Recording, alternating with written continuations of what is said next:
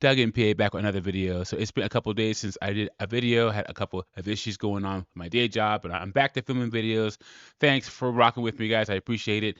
So if Bud Light didn't tell us a tale about being woke, if Target didn't tell us a tale about being woke, Ben & Jerry's literally says, hold my pint of ice cream, because they did a July 4th tweet saying that America was built on indigenous land, blah, blah, blah, trashing America, and it cost them $2 billion of market share. I don't know why these companies keep going woke and trying to get into politics.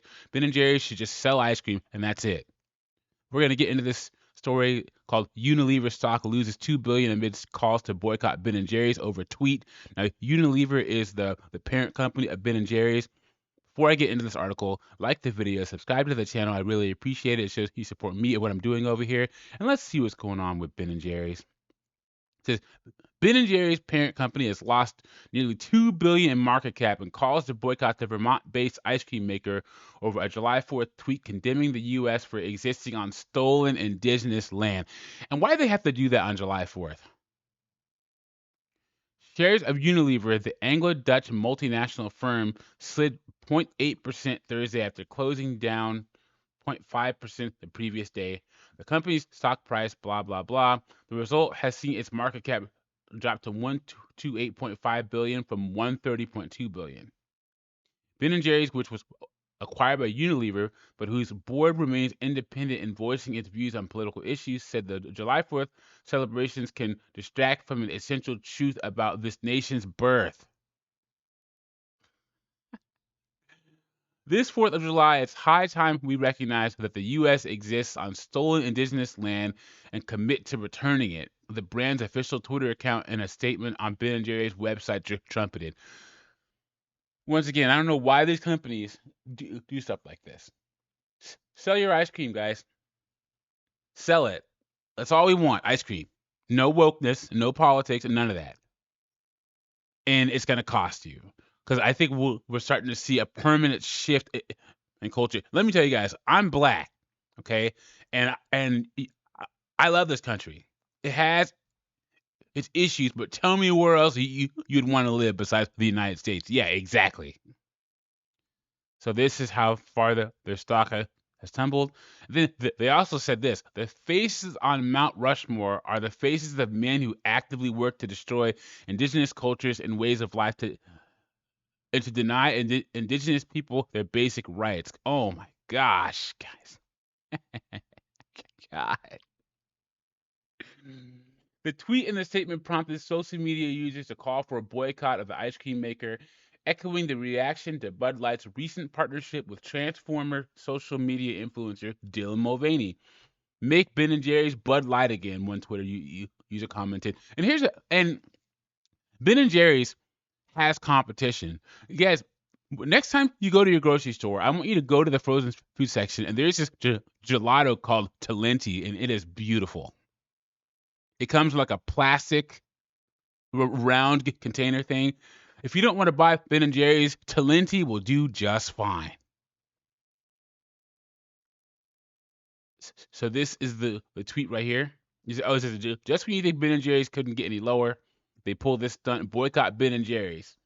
So this is a tweet right here.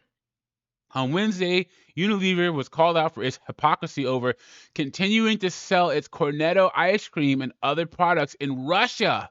Look at that. In defiance of calls to exit the country over its invasion of Ukraine while criticizing the U.S. Last year, Unilever's subsidiaries paid $331 million in taxes to the Kremlin, according to reports. Unilever has defended its decision to continue operations in Russia, saying that leaving the country is not straightforward. And there it is, guys. These companies, they're so opportunistic when it comes to their wokeness. Hey, why are you still selling stuff in Russia? Oh, leaving Russia, duh. But then they're gonna trash America. I just yikes, you guys.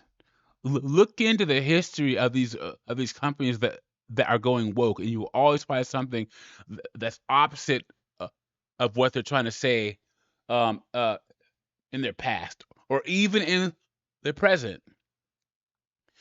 If the company pulled up stakes and left Russia, its 3,000 employees and its brands would be appropriated and then operated by the Russian state, according to the statement. In addition, we do not think it is right to abandon our people in Russia, the firm said.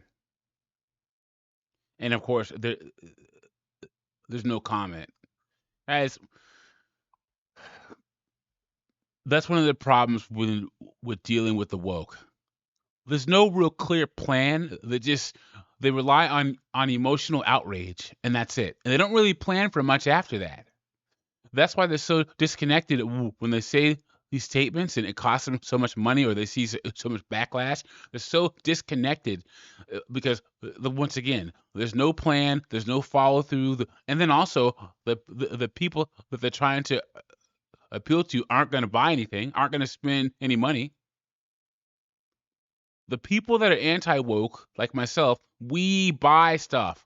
We put money into the economy. We're not on Twitter with our fingers complaining.